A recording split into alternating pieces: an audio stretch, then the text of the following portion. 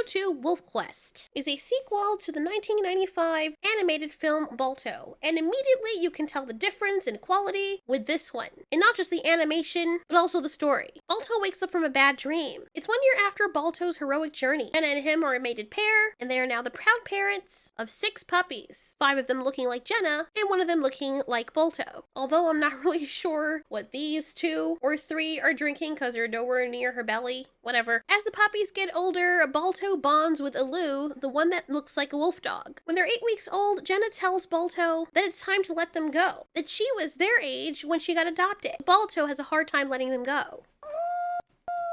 Aloo, honey, please don't howl like that. I don't know what happened to Bridget Fonda, but it's very obvious it's not her voicing Jenna. Instead, we get the voice of the woman who was cast for the role of Ariel, the original Little Mermaid Disney movie. And good grief.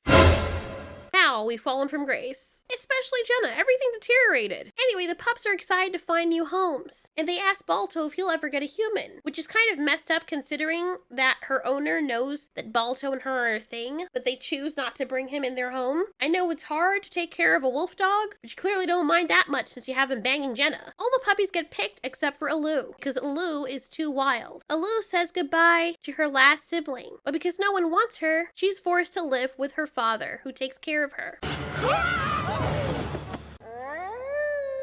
While Aloo is out having fun, she sees a human with a gun. The crow tries to warn her. Everything that happens seems to be the same dream that Balto was having. The hunter aims his gun and nearly shoots Aloo, who runs towards him, having been taught that humans are the good guys. Balto steps in to save her right before she is killed. After everyone steps in to help Balto defeat the human, he's confused seeing a polar bear and wolves together with a goose. Later, Aloo is very upset, and Balto tells her that there's nothing wrong with her and that she has a proud wolf heritage. This is after she asks him why he attacked a human, thinking that the human might have wanted to adopt her. And when she asks why her brothers and sisters got adopted, being that they're part wolf too, Balto says sadly that they don't look like wolves. Balto tells her about his heritage, his father being husky and his mother being a white wolf. He claims he was separated from her when he was small accidentally. Hearing that her grandmother is a wild animal and that hunters want to hunt and kill wild animals, this is too much for Aloo and she runs away. Balto still keeps having the weird dream with symbols, which is more of a nightmare. A nightmare about a raven and a pack of wolves. Balto sets out to look for his daughter and he finds the fox, who knows that he's looking for his daughter because the raven told her. Because she's a cunning trickster,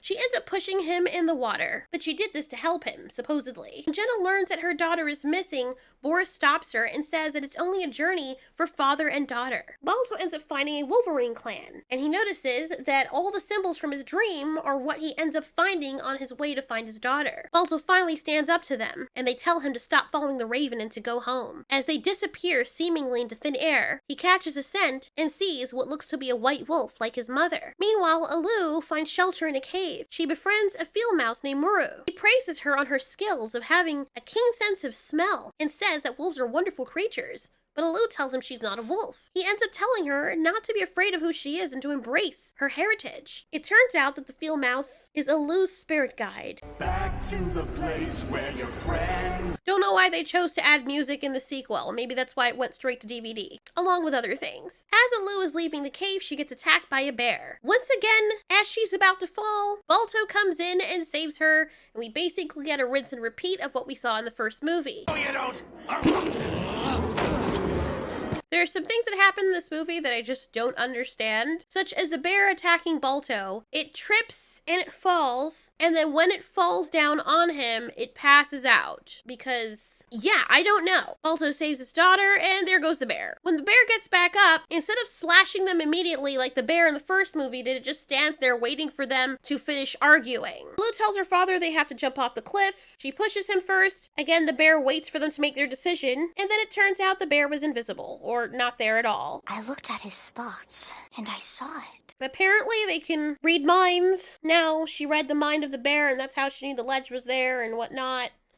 Even though the bear you know, just took its time not killing whatever. Balto wants to bring Aloo home, but she says she wants to stay until she finds out who she is. As Balto and his daughter go to the ocean, there's already a starving wolf pack there. Why they make the wolves look like this when they did not make them look like this in the previous movie, I have no idea. This movie's stupid. As these new wolves are about to attack Balto and his daughter, we see a true wolf pack of what look like actual wolves come in to save them. Nava, the true leader of the pack, utilizes an orca whale like he's Aquaman or something so he can spit water on Niju, the aggressive one. He then tells Balto and his daughter that he's the one who sent for them. Nava tells everyone that the wolf spirit, Anu, contacted him in his dream visions. And apparently everyone is starving and hungry because the caribou that they hunt are gone. They moved across the ocean on the ice, which is exactly the dream that Balto's been having. Niju, the aggressive wolf, tells everyone they should stay. It's too dangerous to go across the ocean. The caribou will come back. And when this female wolf asks him how they will survive without the caribou, he tells her that they'll steal from other clans, which is something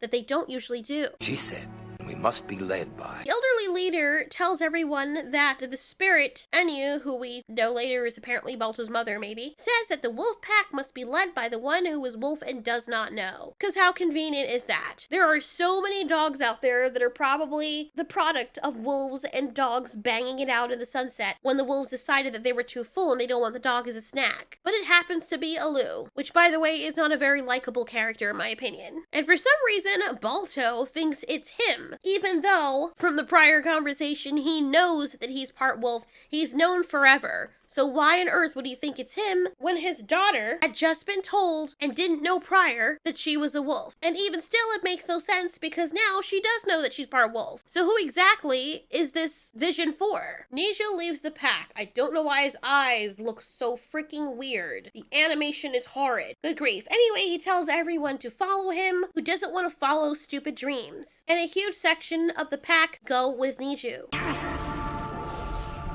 So now, Aloo has these special powers where she can see what happens. Balto tells the elderly wolf that he's let a dog sleep before, but not a pack of wolves. Balto tells his daughter that Jenna is going to be worried sick, so they leave in the morning. But Aloo's stubborn and doesn't listen to what her father says. The only truth we can. Why are they singing again? Why are they singing? Is it because this movie is ass and the only way they can fill in all the dead air is to make them break into song to tell information that should be like a minute long? Or that we know already? That's why Niju looked weird before. His eyes are actually supposed to have black circles around them, like Steel's eyes from the first movie, but for some reason they forgot to color them in that scene, and that's why they looked like his eyes were made of butterfly wings or something. Gross. You can tell that there was no quality that went into making this. While Niju has come back with the pack ready to steal from Nava's pack, Nava says, look, and the ice starts lining up just like it did in Balto's dream and Aloo's vision, making the perfect land bridge for them to go across the ocean, like all the way across, which is kind of like odd. Balto leads the pack across the bridge quickly. Unfortunately, the old pack leader falls behind and Niju attacks. Funny how they made the villain of the story almost a carbon copy of the villain from the first story, Steel. They even look the same. Aloo tries to save Nava, but the same thing happens to Aloo that happened to her father, and she gets stuck under the ice like her father did in the first movie, because when they make sequels, they can't make them stand alone on their own. Fortunately, Aloo finds a way out. And we get a play-by-play of the battle with Balto and Steel, which wasn't much of a battle. Niju basically says that this guy is too old to be ordering people around, and his old ways will die out with him. When Balto comes back to save everyone, Aloo tells Balto that he has to lead them across. I will, once I take care of him. Ew. Now I understand why Balto sounds so odd. It's because obviously Kevin Bacon is not playing him. I won't shit on it too much though, because at least Maurice LaMarche does sound a little bit like Balto. So they did try to find someone who sounded as close to Balto as possible, especially considering that he's older. But you know, like not that much older. After all, it's only been a year after the first movie. Balto tells Niju, since he wants to be a leader so bad, go and make the swim because Nava can't anymore. He says that he is too old now, only his spirit is strong. Funny he said that when in the prior scenes he said to this aggressive wolf not to mistake his old age for weakness, but he is in fact weak, you know? Talk about putting your money where your mouth is. When Balto calls upon Niju to go and lead the clan, he's like, go over there, and then he has the most ridiculous look, and he looks just like Steel. I can't get over how they modeled a wolf after the character for, okay, I'm done. He's like, no, I'll never leave my land, and then he falls into the water. What the hell were the animators smoking? Because seriously, like, what is this? What is this? Why does he look like a Looney Tunes Wile E. Coyote? Oh god. And I guess he can't swim like the others, so he drowns. Oh no, he's fine, because that would have been too dark for this straight-to-DVD kids movie, even though considering the first movie and its dark undertones, or overtones, depending on how you look at it. When Balto says he'll make the swim because Nava can't, Aloo tells him that he doesn't belong here. She does. Balto belongs home with her mom. As she swims towards the pack, Balto sees her life flash before his eyes. He's essentially letting go of his last pup, and now his daughter has her own wolf pack. She howls and thoroughly embraces who she is. Why does that wolf look like a freaking kaiju? They float away on the piece of ice, and hopefully they make it to land, because if they don't, they all died at sea. Because, you know, there's clearly not a land bridge anymore, so that ice will not be floating forever, and especially not probably in the direction that they want it to go, which is very depressing and sad. When Balto asks Nava what he's going to do, he says, I'm going to find Niju, the old trader's wolf that swam back to shore, because they're basically still a clan. And Niju's not going to say no to having another wolf on his side, even though technically in the wild this is not how wolf packs work. Anayu, you're my... So he finds out that the spirit wolf was actually his mom, even though she looks nothing like how she did in the first movie. I mean, that could have been another white wolf, but I highly doubt it. Despite what people think, wild white, pure white wolves are not a common occurrence. As she howls, she disappears, and the movie ends. It was supposed to be a touching story, but honestly, I don't know why it was made. It was obviously trying to cap off of the first movie, and it failed miserably. It's one of those movies that you'd find at the bottom of a barrel in Walmart, marked $1 in a DVD case, even though most people don't watch DVDs anymore. The animation looks like somebody's frothy spit that they spat out into the toilet after they gurgled themselves, only minutes after having chili. It was shallow, it was nonsensical, and the main character, who was Balto's daughter, is a complete asshat. Anyway, there you go, you're welcome. Thanks so much for watching. This has been Ultiori. You ask, we answer.